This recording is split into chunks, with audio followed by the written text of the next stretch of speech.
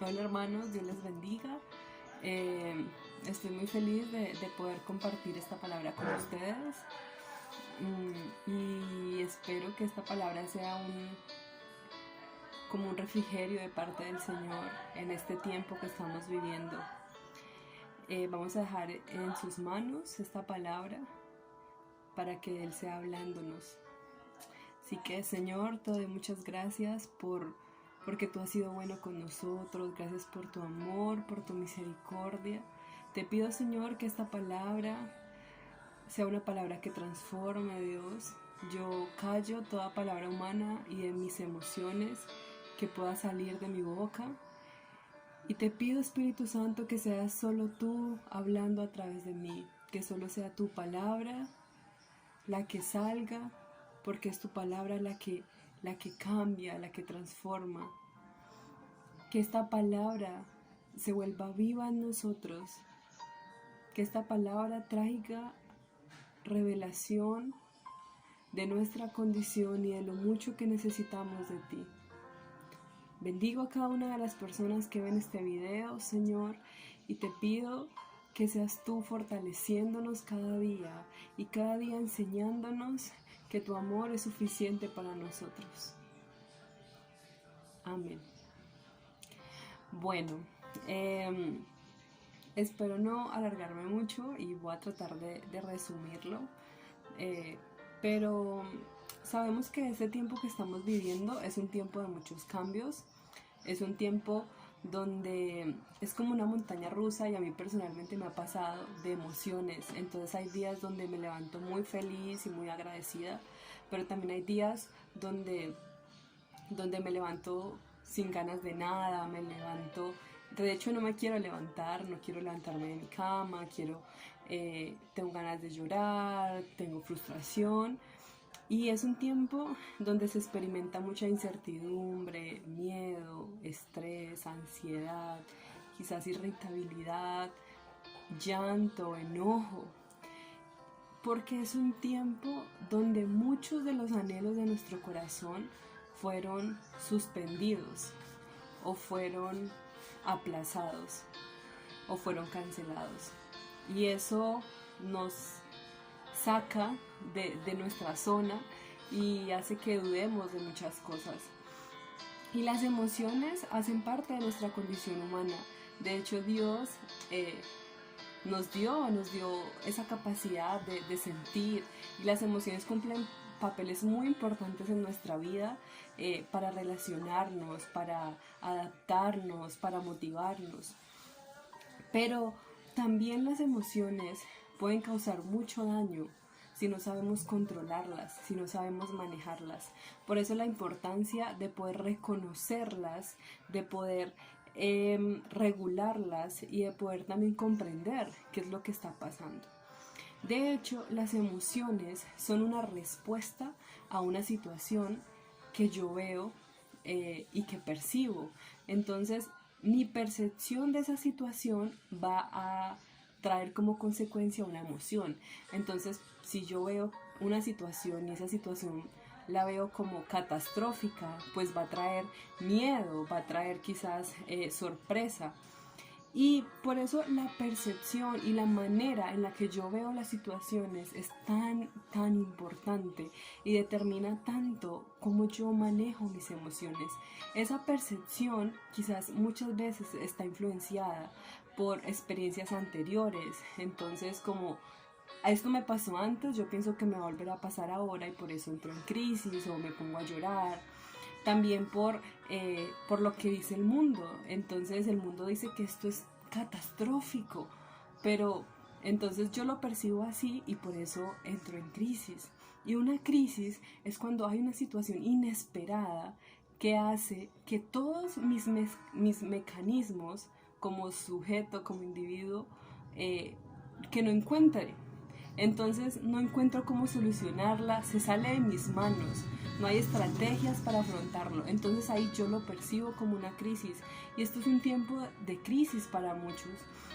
Es un tiempo de cambios y vamos a ver la historia de alguien en la Biblia que estaba experimentando quizás lo mismo o Y lo mismo que muchos estamos o hemos estado experimentando durante este tiempo.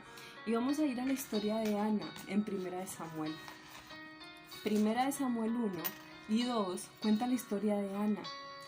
Yo no lo voy a leer letra por letra y frase por frase, sino que les voy a dar un resumen de la historia y luego nos vamos a devolver algunos versículos, pero los invito a que ustedes en su casa puedan leer el capítulo completo, los 2 primeros capítulos del libro de Primera de Samuel, para que puedan comprender un poco más la historia.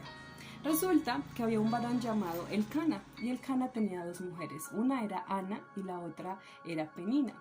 Penina podía tener hijos, pero Ana era estéril. Resulta que en el pueblo judío los hijos significaban la bendición de Dios. Es decir, que cuando una mujer no podía tener hijos, la gente creía que era una maldición que Dios le había dado por un pecado suyo o un pecado de sus antepasados. Entonces, los hijos eran resultado de la bendición de Dios y eso pues era lo que el pueblo creía. Entonces tener hijos era muy importante, además que para el hombre era demasiado importante porque eso significaba que su nombre iba a ir de generación en generación y él iba a tener descendencia. Entonces, todos los años Elcana subía al templo a orar y a adorar y a ofrecer sacrificio. Y él le daba a su familia la parte que le correspondía, pero a Ana le daba una parte escogida porque él amaba a Ana. Y Penina, que era la esposa que sí podía tener hijos, se burlaba constantemente de Ana por su esterilidad. Y eso producía ciertas reacciones en Ana que ahorita vamos a leer. Ana tenía un anhelo en su corazón. Ese anhelo era ser madre. Y yo quiero que ustedes se pongan en la posición de Ana en ese momento. Quizás actualmente, si tú no puedes tener hijos, no sea tan grave, pero en ese momento era muy grave. Y Ana, ¿por qué quería ser madre? Quizás era el sueño que había tenido toda su vida. Quizás quería satisfacer una necesidad que había. Quería lograr estatus y lograr aceptación, lograr sentirse amada. Quitarse las burlas, porque yo creo que la gente se burlaba de ella, no solo Penina. ¿Y qué posible? ¿Cómo estaba percibiendo Ana esa situación? Ana la percibía como una crisis que la desbordó. ¿Y qué pensamientos podían haber en ella? ¿Será que hice algo malo para que Dios no me bendijera?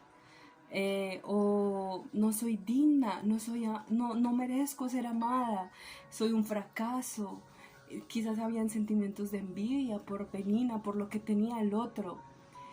Y los anhelos de nuestro corazón muchas veces no son cumplidos, muchas veces no son llenos, y muchas veces hay anhelos a los que Dios dice que no, porque hay que tener algo claro aquí, y es que Ana no podía tener hijos porque Jehová no le había concedido tener hijos, sencillamente porque Dios no había querido darle hijos. Y estamos tan enfocados afuera, nos dejamos influenciar tanto por el mundo, que nuestros anhelos muchas veces están enfocados a satisfacer nuestras propias necesidades, a satisfacer mi necesidad de aceptación, mi necesidad de ser amado, mi necesidad de lograr estatus. Y quizás eso era lo que quería Ana. Vamos a leer el versículo 5. Dice, pero a Ana daba una parte escogida porque amaba a Ana, aunque Jehová no le había concedido tener hijos. Resulta que Elcana amaba a Ana. Y hay algo bien interesante en este versículo porque hay un aunque. Ese aunque es muy importante en este texto porque el aunque significa que hay una dificultad, pero a pesar de esa dificultad se puede hacer esto. Es decir, Ana no puede tener hijos, pero a pesar de eso, él podía amarla. Ana era una mujer amada por su esposo, aunque era estéril. Y eso es bien interesante porque el Cana, como hombre, tenía una necesidad y era tener hijos, porque su nombre iba a estar de generación en generación. Pero su amor no era condicionado. Él amaba a Ana sin importar que ella no le pudiera corresponder a eso que él deseaba quizás. Él amaba a Ana a pesar de que sabía que no iba a tener descendencia de ella. Y Ana estaba tan concentrada en lo que venía de afuera, en las burlas, en el rechazo, que se olvidó que era amada por su esposo, que era lo más importante. Muchas veces nos olvidamos que Dios nos amó aun cuando éramos pecadores, que Dios nos amó aun cuando nosotros no correspondíamos y aún muchas veces no correspondemos a su amor. Y en 1 Juan 4:19 dice que nosotros le amamos a Él porque Él nos amó primero. De hecho, hay algo bien interesante y es que Ana significa gracia. Ana era una mujer amada, aun cuando no podía ofrecer a su esposo hijos. Él la amaba sin importar nada. Y esa es la gracia. Que Dios te ama sin importar lo que tú hagas y tus acciones no disminuyen ni aumentan el amor que Dios siente por ti. Pero Ana no podía ver eso porque la percepción de su situación era de crisis. Y eso producía en ella caos. Y vamos a ver el caos que producía. Y yo quiero hacerte una pregunta hoy, ¿estamos permitiendo que nuestras emociones sean influenciadas por el mundo externo a tal punto que eso nos hace quitar la mirada de su gracia? Y en el versículo 6 y 7 dice, y su rival la irritaba, enojándola y entristeciéndola, porque Jehová no le había concedido tener hijos. Así hacía cada año cuando subía a la casa de Jehová, porque Jehová no le había concedido tener hijos. Perdón, me equivoqué. Así hacía cada año. Cuando subía a la casa de Jehová, la irritaba así, por lo cual Ana lloraba y no comía. Vamos a ver las conductas de Ana. Ana decía que estaba irritable, es decir que la irritabilidad es la tendencia a enfadarse con facilidad, a irritarse con facilidad, incluso con cosas que probablemente no irritarían a nadie, ni siquiera en una situación compleja.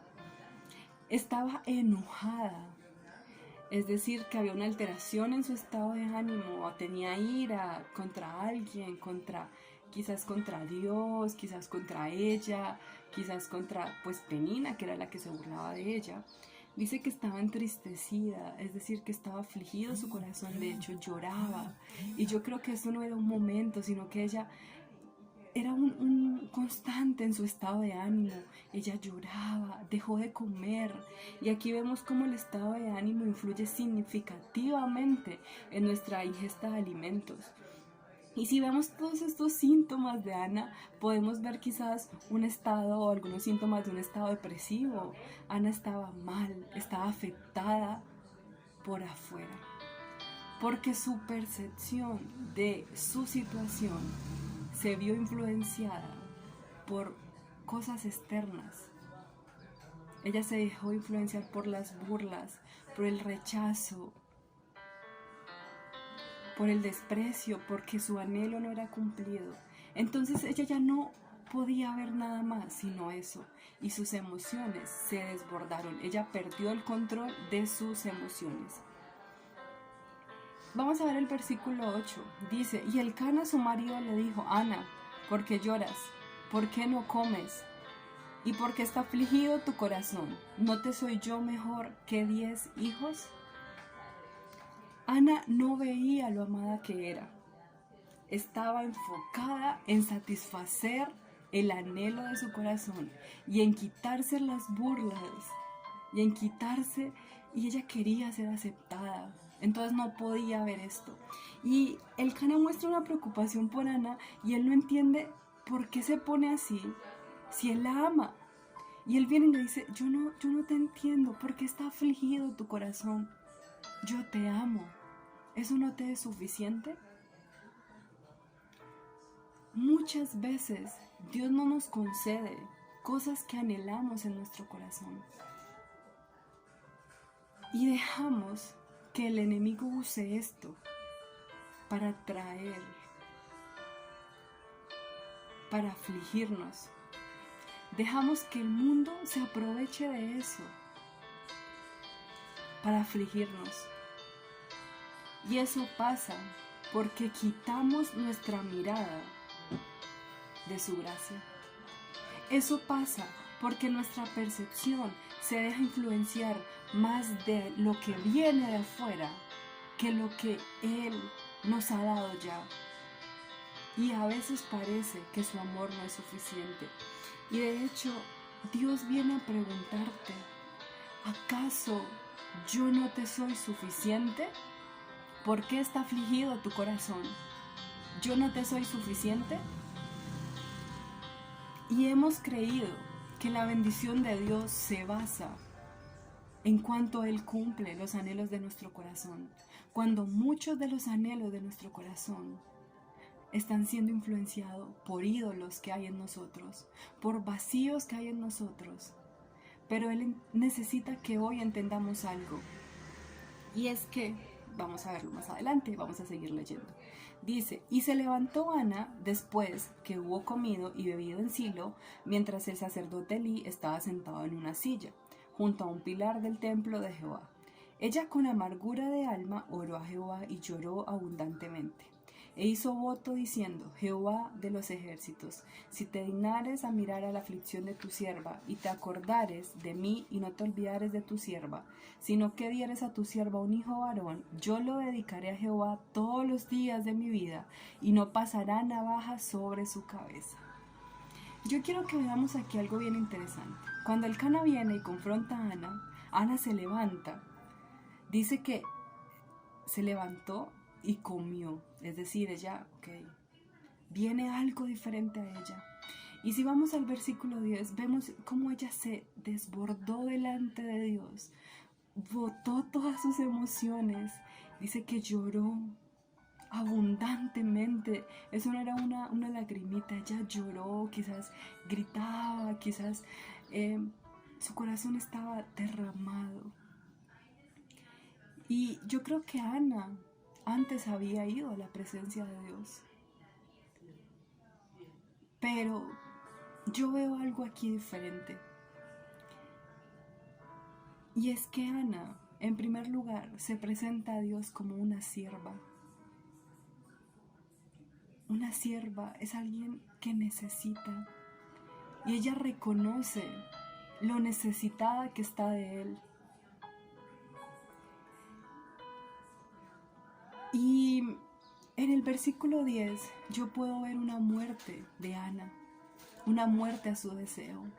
Yo me imagino que le decía, Señor, yo deseo tener un hijo, yo deseo esto, y lloraba, y esto me duele, y esto me irrita, y esto me enoja.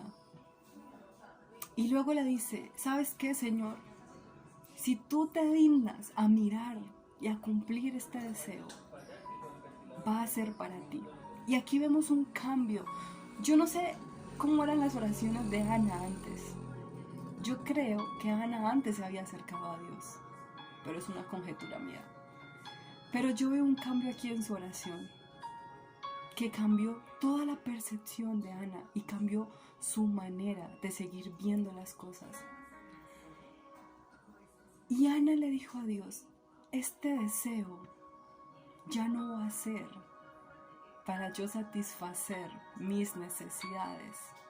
Ya no va a ser para yo lograr aceptación, para yo sentirme amada. Este deseo, si tú me lo das, es para ti. Y el problema muchas veces de los anhelos de nuestro corazón es que están tan enfocados en nosotros que Dios dice no. Porque Él necesita que lo miremos a Él. Y Ana entendía algo. Si Dios me da esto, es para su gloria y para su servicio. Si no, Él sabrá. Él sabrá por qué. Porque Él conoce lo que necesitamos. Y yo quiero que entiendan algo. Y es que todo lo que el Señor les dé, su familia, un trabajo, un carro, yo no sé cuáles son los anhelos de su corazón, no es para que ustedes llenen vacíos, no es para que ustedes se sientan aceptados, no, es para Él, para glorificarlo a Él. Y si nosotros cambiamos ese chip en nosotros, si cambiamos eso y percibimos la situación así, entonces hay paz, hay control de las emociones, porque si Él no lo da, está bien, pero si Él lo da, no es para yo sentirme con un estatus, no, es para que Él reciba la gloria en eso. Y Ana aquí le dijo, y yo me imagino, o sea, era un sueño que ella había tenido siempre, pero le dijo, ¿sabes qué? Yo no me lo voy a quedar, va a ser para ti, y yo te lo voy a entregar toda su vida, y lo voy a consagrar a ti toda su vida. Por eso en el versículo 10 yo veo una muerte a su deseo. Y se lo entregó. Y en esta tarde Dios quiere enseñarnos algo. Y es que muchas veces los anhelos de nuestro corazón están ocupando el primer lugar. Y se han vuelto ídolos. Y buscamos satisfacer muchas necesidades en nosotros con eso. Pero Él necesita que entendamos que su amor es suficiente, que ya tenemos una herencia. Y en primera de Pedro 1:4 dice que la herencia que tenemos tiene 3 características, ustedes lo pueden leer. Dice que es una herencia incorruptible, es decir, que no es alterable, una herencia incontaminada, es decir, que no hay nada malo en ella, una herencia inmarcesible, es decir, que no se marchita. ¿Qué más necesitamos si nuestra herencia es Él? En Salmo 16:5 al 6 dice, Jehová es la porción de mi herencia y de mi copa, tú sustentas mi suerte. Las cuerdas me cayeron en lugares deleitosos y es hermosa la heredad que me ha tocado. Seguramente las burlas siguieron, pero Ana había descansado en Dios y sus emociones fueron entregadas a Él, su anhelo fue entregado a Él. Y cuando entendemos que su amor es suficiente, si el anhelo viene, bueno, bien, pero sabemos que es para Él. Pero si no viene, bueno, también, porque sabemos que es bueno. Y tenemos que llegar a la comprensión de la heredad que tenemos en Él. Tenemos una herencia y nuestra mayor herencia es Él. Nuestra mayor herencia es su amor, es su gracia, y eso tiene que ser suficiente. Y en este tiempo el Señor nos está llevando a eso. No tenemos mucho, estamos en nuestras casas encerrados, muchos sueños se han frustrado, muchos planes. Pero Él necesita que entendamos que Él tiene que ser suficiente. Vienen tiempos muy difíciles, quizás tiempos de enfermedad, quizás tiempos de soledad, quizás tiempos de mucha frustración. Y es un tiempo en el que el Señor te pregunta, ¿acaso mi amor no te es suficiente? Y si vamos al capítulo 2 ya para terminar, vemos cómo Ana inicia su oración. Ella, después de que Dios le concede su deseo, ella tiene a su hijo que es Samuel, ella lo lleva al templo y allí hace una oración. Y yo quiero que ustedes vean cómo inicia Ana esa oración. Dice, y Ana oró y dijo, mi corazón se regocija en Jehová. ¡Wow! Y es increíble ver la oración de Ana, ¿cómo inicia? Ana va y entrega el sueño de toda su vida al templo, a Dios se lo entrega y hace una oración donde dice: mi corazón se regocija en Jehová. Ana lo había entendido, su amor era suficiente, Él es suficiente, no necesitamos nada más. Y si nuestra percepción de las cosas está impregnada por esta verdad, nuestras emociones no pueden venir a tomar el control. Y el diablo y el enemigo tampoco puede venir a hacernos sentir mal por eso. Porque cuando viene el pensamiento de, wow, tú no tienes esto, entonces no te van a aceptar, tú puedes decir, no importa que no tenga esto, porque Él es suficiente. Y ya para terminar, quiero leer un texto que está en 2 Corintios 12:19, que dice: bástate mi gracia, porque mi poder se perfecciona en la debilidad. Por tanto, de buena gana me gloriaré más bien en mis debilidades, para que repose sobre mí el poder de Cristo. Su gracia nos debe bastar. Su gracia es suficiente. Hemos sido perdonados, hemos sido salvos. ¿Qué más necesitamos? Tenemos una herencia que no se va a marchitar. Muchas veces los anhelos aquí son pasajeros, se marchitan.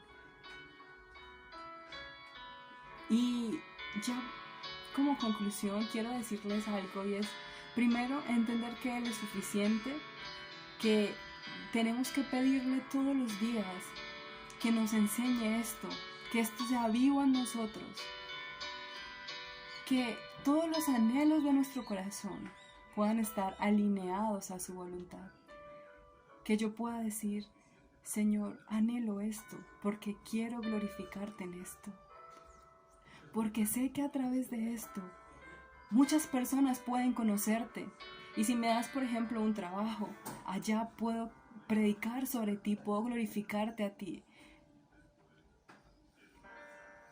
Y cuando ponemos eso en manos de Dios, si viene el anhelo, el cumplimiento, bien, y si no, no importa, Él es suficiente.